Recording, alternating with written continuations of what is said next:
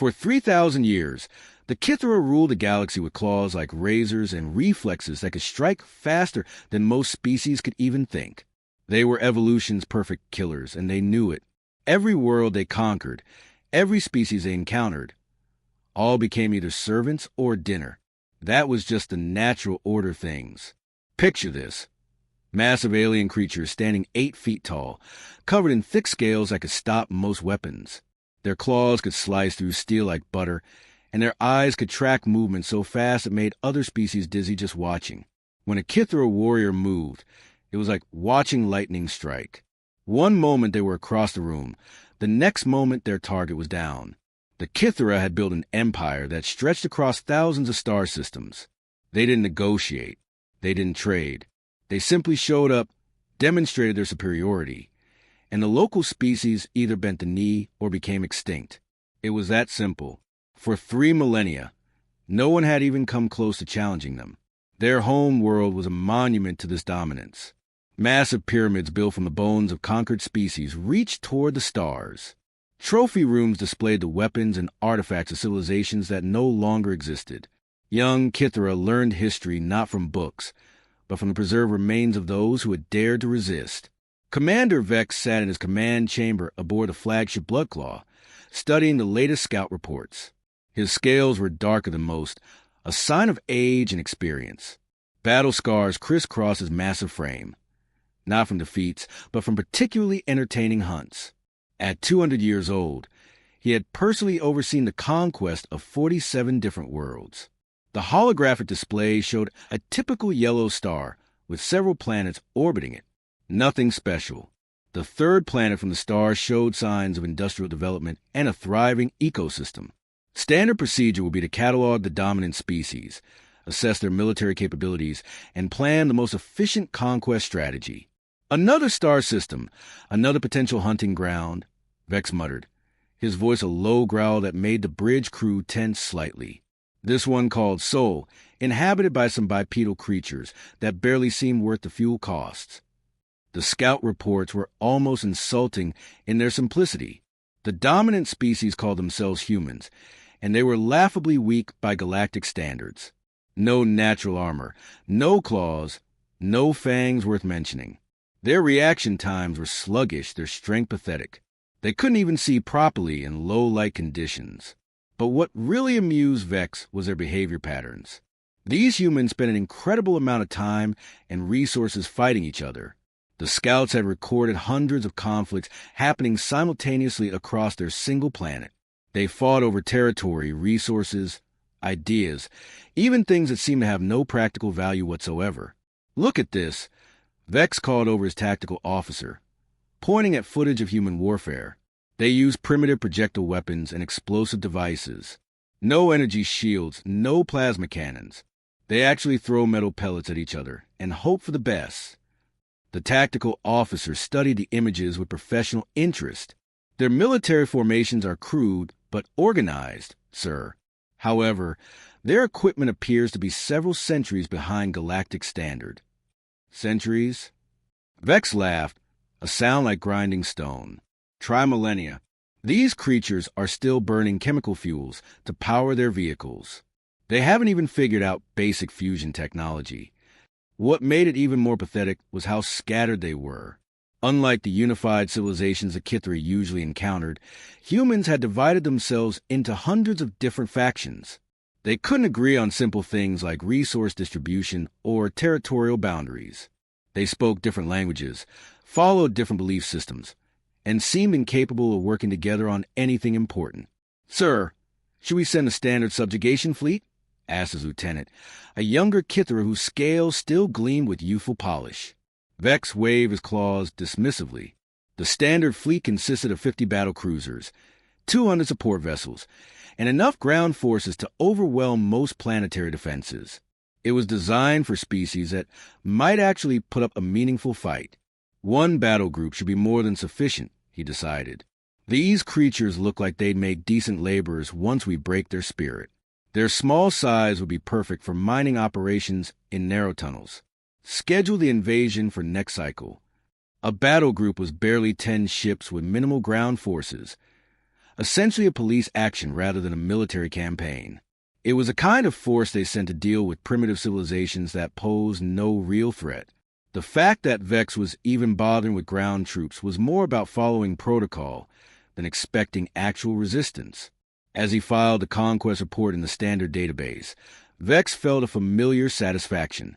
Another easy victory to add to his record. The humans would probably surrender as soon as they saw Kithra technology in action. Most species did. The smart ones. Anyway, he marked the mission priority as low and estimated completion time at less than 1 planetary rotation. The humans would make useful servants, and their planet had decent mineral resources. Nothing spectacular, but profitable enough to justify the expedition costs. Vex couldn't have known he'd just signed the death warrant for everything the Kithra thought they understood about being predators. The humans were about to teach the galaxy's apex killers what real hunting looked like, and the lesson would be written in ways that would shake the foundations of the known universe. The first wave of Kithra warriors dropped from their ships expecting to hear screaming and see terrified creatures running in panic. That's how it always went. Superior predators arrive, inferior species flee or die. Simple as that. But when the landing pods cracked open in downtown Detroit, something completely different happened. Lieutenant Jake Morrison crouched behind a concrete barrier with his Marines, watching these 8-foot monsters emerge from their craft.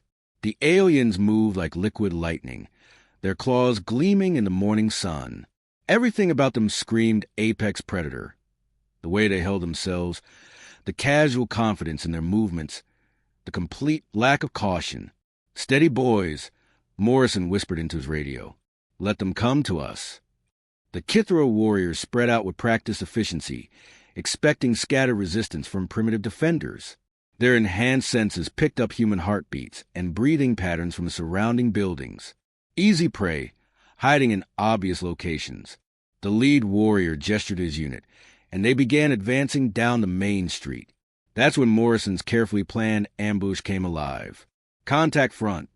Morrison barked into his radio as the lead Kithra warrior rounded the corner at inhuman speed. The aliens' claws were already extended for the kill when Morrison's entire squad opened fire from multiple positions. The sound was deafening. Dozens of rifles firing simultaneously, the sharp crack of sniper shots from rooftops, the distinctive thump of grenade launchers.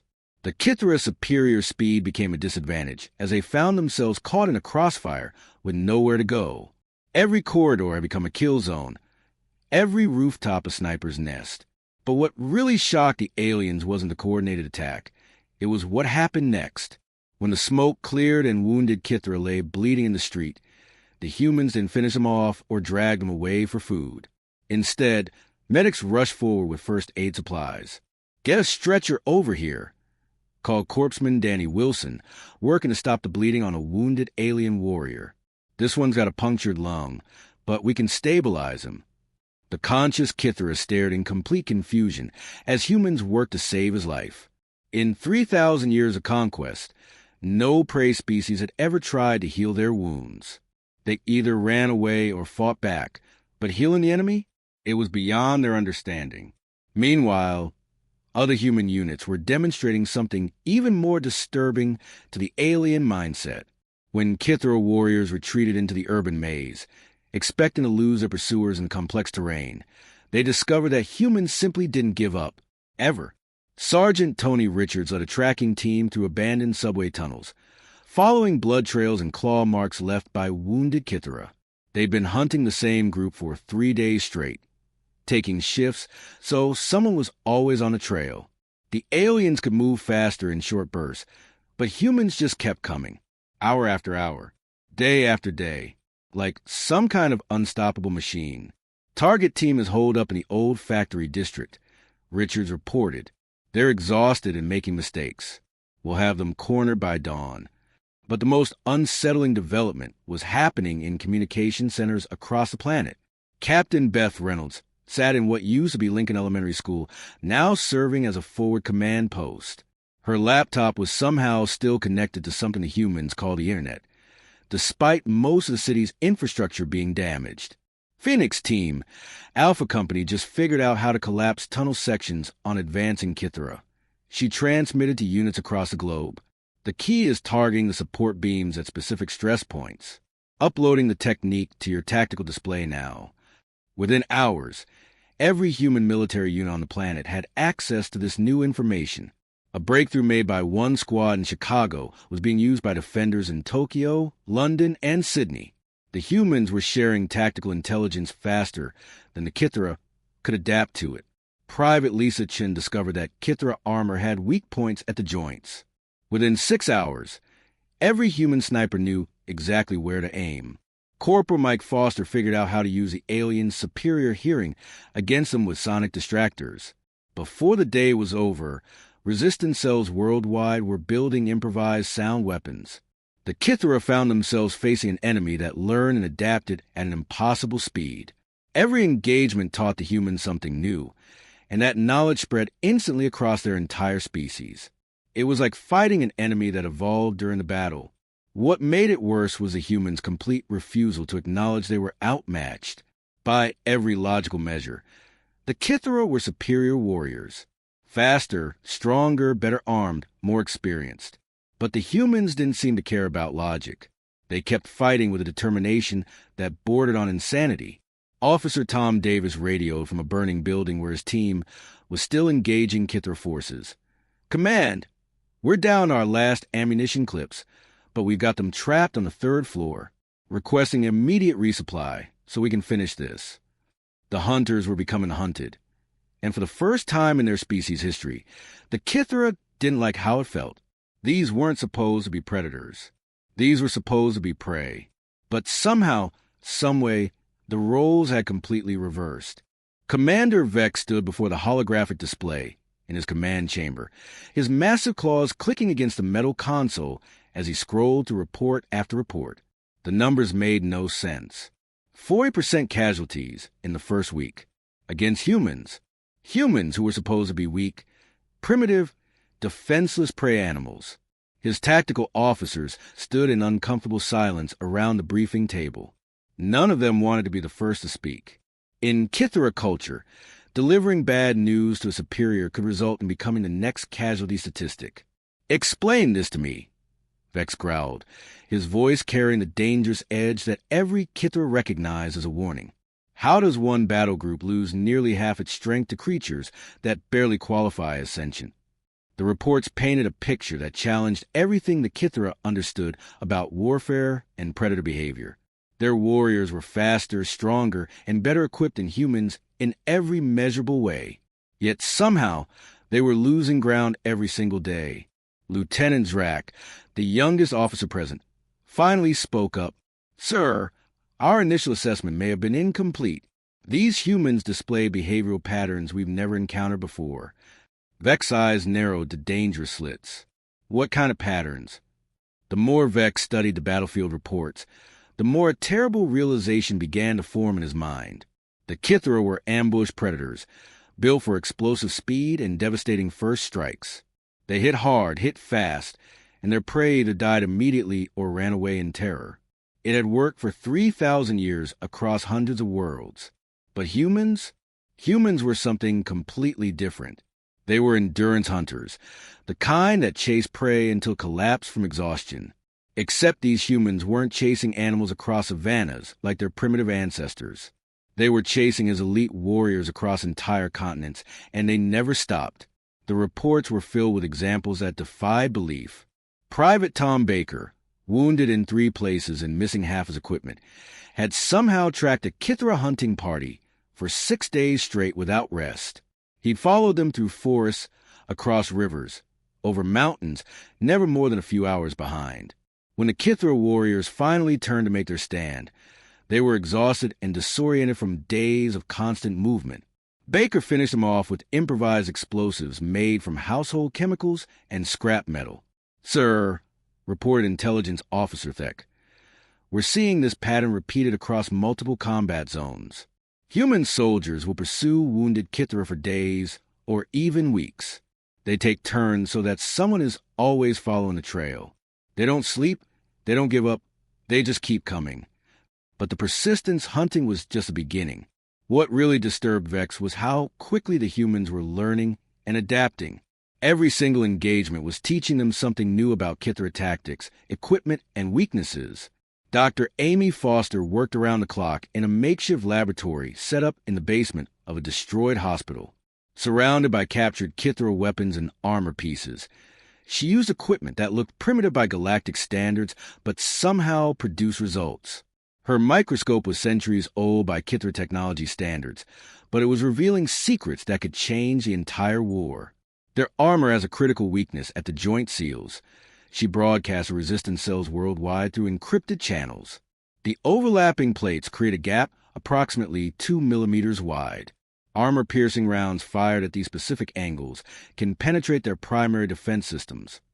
Within 12 hours of her discovery, every human fighter on the planet knew exactly where to aim. Kithra warriors who had felt invincible in their advanced armor suddenly found themselves vulnerable to weapons they had dismissed as primitive. The speed at which humans shared information was unlike anything the Kithra had ever encountered. They had something called the Internet, a global communication network that let them instantly transmit tactical discoveries to their entire species. When a resistance cell in Australia figured out how to jam Kithra communications, fighters in Canada were using the same technique before the sun set. Sergeant Dave Wilson discovered that Kithra motion sensors could be confused by specific movement patterns. By dawn, urban warfare specialists worldwide were teaching these techniques to civilian volunteers. Professor Linda Torres figured out how to track Kithra energy signatures using modified radio equipment. Her methods were being used by resistance groups across 6 continents before the week was over. The humans weren't just fighting back. They were evolving their tactics in real time. Every engagement made them deadlier. Every defeat taught them something new. Unlike any prey species a Kithra had ever encountered, humans shared everything they learned instantly across their entire population. "Sir," Zrak reported nervously, "our field commanders are requesting permission to withdraw to defensive positions. They report that human tactics are becoming more sophisticated every day." Vex studied footage from the latest engagements. Human fighters were using Kithra speed against them, creating trap situations where fast movement became a disadvantage. They were building weapons specifically designed to counter Kithra advantages. Most disturbing of all, they were doing it with cheerful determination that suggested they were actually enjoying the challenge. Captain Rick Patterson's radio transmission from the Birmingham battle zone summed up the human attitude perfectly. "Command, we got 6 more Kithra units cornered in the industrial district. They're learning to avoid our traps, but we're learning to build better ones. This is getting interesting." For the first time in his 200-year military career, Commander Vex felt something he had never experienced before. These humans were making him nervous. They weren't acting like prey animals. They weren't acting like any species the Kithra had ever encountered. They were acting like apex predators who had found worthy opponents and were thoroughly enjoying the hunt. Commander Vex paced the bridge of his flagship like a caged predator, his claws leaving scratches in the metal deck plating. The situation reports kept getting worse by the hour. What was supposed to be a simple conquest had turned into a nightmare that threatened to destroy everything the Kithra believed about their place in the universe. "Sir, we need orbital bombardment authorization," his tactical officer reported, trying to keep the desperation out of his voice. "Ground forces are requesting immediate extraction. They're taking unsustainable casualties." Vex stopped pacing and stared at the planet below.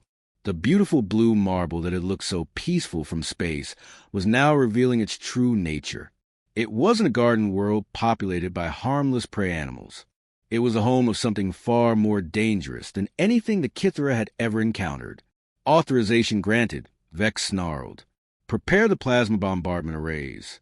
We'll burn this entire planet to ash if we have to." The massive Kithra warships moved into bombardment formation, their advanced shields glowing with defensive energy fields that could stop anything the primitive humans might throw at them. Orbital bombardment was usually reserved for species that had achieved spaceflight and posed a genuine threat. Using it against a planet-bound civilization was like using a sledgehammer to crack an egg. But as the Kithra fleet moved into position, something impossible happened. The planet's surface began to light up with thousands of tiny flashes. Then those flashes turned into streaks of light, rising toward space. Crude human rockets, barely more advanced than fireworks by galactic standards, began climbing toward the alien fleet. Not one or two rockets. Not dozens. Thousands of them. Tens of thousands. The primitive chemical-powered missiles rose from every continent, every major city, every small town. It looked like the entire planet had suddenly sprouted thorns and was shooting them at the sky. How are they penetrating our shields? Vex demanded, watching in horror as explosions began blooming across his fleet's defensive perimeter. His tactical officers stared at the sensor readings in disbelief. They're not penetrating anything, sir. They're overwhelming our defensive systems through sheer volume. Our point defense arrays can't track this many incoming projectiles simultaneously. The Kithera had built their shields to handle sophisticated weapons fired by advanced civilizations. Energy beams, plasma torpedoes, antimatter missiles. Their technology could stop anything that posed a real threat. But nobody had designed them to handle thousands of crude chemical rockets fired simultaneously from a planet's surface.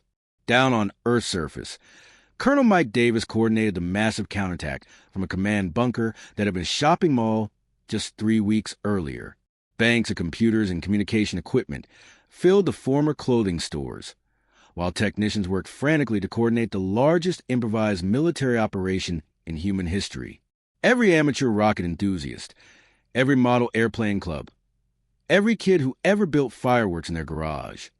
We got them all working together, Davis reported to his scattered commanders. NASA gave us the targeting calculations. The military provided the warheads, and about 10 million hobbyists are doing the heavy lifting. Quantity has a quality all its own. The genius of the plan wasn't in sophisticated technology. It was in human resourcefulness and cooperation. High school science teachers worked alongside aerospace engineers. Retired veterans taught teenagers how to aim improvised launchers. Model rocket clubs that used to compete against each other were now sharing supplies and expertise to build weapons that could reach orbital targets. But it wasn't just the rockets that terrified Commander Vex as he watched the supposedly invincible fleet take damage from primitive weapons. It was the intercepted human communications that his intelligence officers were translating in real time. Listen to this transmission. Lieutenant Vex said, playing back a captured human radio signal. This is Rocket Team 7. We're down to our last batch of homemade propellant, but we got visual confirmation of hits on the big ship. Keep those packages coming up. People, we're actually hurting them. These beings weren't fighting for territory or resources like rational creatures. They weren't trying to negotiate or surrender like every other species the Kithera had conquered. They were fighting for abstract concepts, freedom, dignity, the right to exist as an independent species. Ideas that made them charge straight at superior firepower, without any hesitation whatsoever. The communications were filled with phrases that made no sense to the Kithera military mindset. Humans talk about dying free rather than living as slaves, and protecting future generations, and making the aliens pay for every inch of ground. They seemed to consider death in battle preferable to survival under Kithera rule. Dr. Patricia Wells, broadcasting from a bunker laboratory in Colorado, summed up the human attitude perfectly. People, we've analyzed their ship designs, and we know their weak points now. These things might be advanced, but they're not indestructible. We're going to keep hitting them until they decide Earth is too expensive to conquer. But the most chilling intelligence report came from deep space monitoring stations that had somehow survived the initial assault. Sir, the intelligence officer reported quietly, his voice barely above a whisper. We've intercepted human transmissions discussing something called space program acceleration. They're talking about reaching our home worlds. Vex felt his blood turn to ice. The humans weren't just defending their planet. They were already planning to take the fight to Kithera space.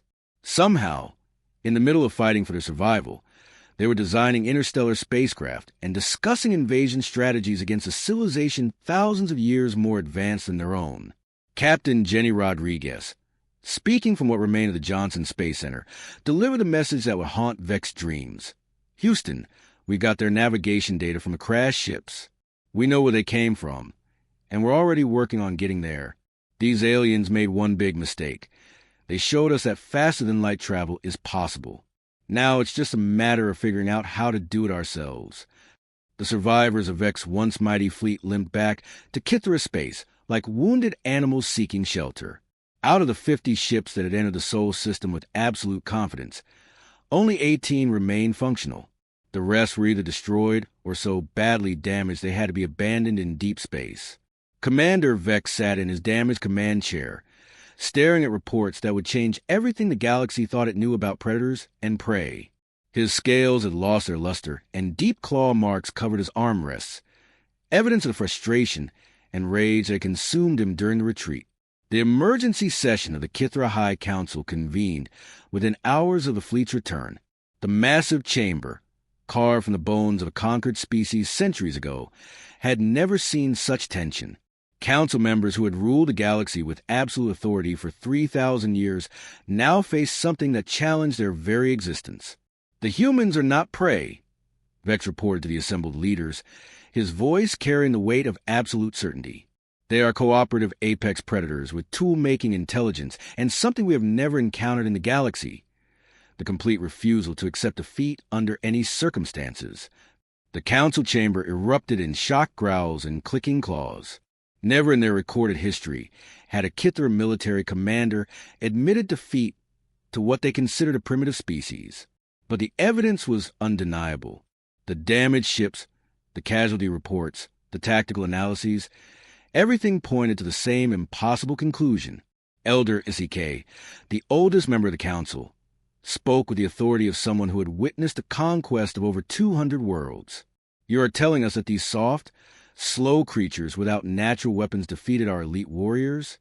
"Not just defeated," Vex replied grimly. "They learned how to hunt us. They turned our own advantages against us. They fought with a determination that defied every military principle we understand.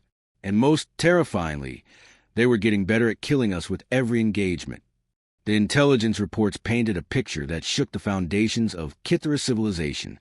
These humans didn't just fight back. They evolved their tactics in real time, sharing knowledge across their entire species at impossible speeds. They built weapons specifically designed to counter Kithra advantages, and they did it with enthusiasm that suggested they were enjoying the challenge.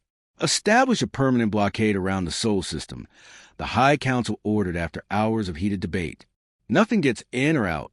We contain them before they can spread beyond their home world." But even as the Kithra mobilized their greatest fleet in history to surround Earth, Admiral Lisa Park was already proving that containment might be impossible. From her command station aboard orbital platform Alpha, hastily constructed from salvaged alien technology and human ingenuity, she coordinated humanity's response to the blockade. "Houston, this is Orbital Command." Park transmitted to the scattered human colonies and research stations throughout the Sol system. "We've analyzed their fleet movements, their technology, their tactical patterns. We know where they came from, and more importantly, we know how to get there." The space station around her was a marvel of rapid human engineering, built in just 6 months from captured Kithra materials and human creativity.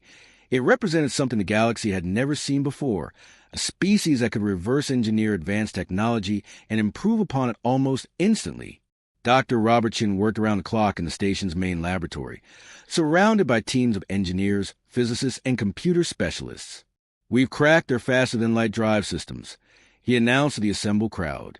"It's actually simpler than we thought. They use quantum field manipulation, but their approach is crude. We can build better engines with our manufacturing techniques." The irony wasn't lost on anyone paying attention to the developing situation. The galaxy's former apex predators were now building walls to keep the humans contained, not because they wanted to protect their territory or resources, but because they were genuinely afraid of what humanity might accomplish once they reached the stars. Captain Jenny Torres, commanding the first human patrol ship constructed entirely from reverse-engineered alien technology, summed up the situation perfectly during a briefing with her crew. "They came here thinking we were sheep. Now they're building fences to keep the wolves inside. That should tell us everything we need to know about who the real predators are in this galaxy." As Earth's first true interstellar vessel prepared for its maiden voyage, the mood among the human crew was one of determined optimism. The UES Persistence, named after humanity's greatest strength, represented 5 years of intense research and development compressed into 18 months of round-the-clock construction.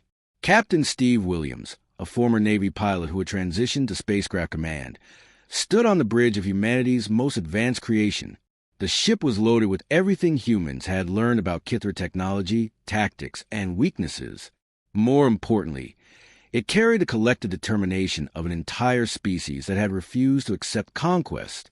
All stations, prepare for departure. Williams announced his crew of volunteers who had trained for this moment since the invasion began. We're about to show the galaxy what humans can do when we stop playing defense. As the Persistence powered up its revolutionary drive systems, one message went out across all frequencies, broadcast to every Kithra ship in the blockade fleet, and transmitted toward their home worlds. This is Captain Steve Williams aboard the UES Persistence. To any Kithra listening, you made a mistake when you came to Earth. You taught us that we're not prey animals waiting to be conquered. Now we're going to teach you what real predators look like when they leave their home hunting grounds and start exploring the galaxy. The age of human space expansion was about to begin, and the galaxy's former rulers could only watch in growing terror as Earth's apex predators prepare to take their rightful place among the stars. The hunters had become the hunted, and the galaxy would never be the same.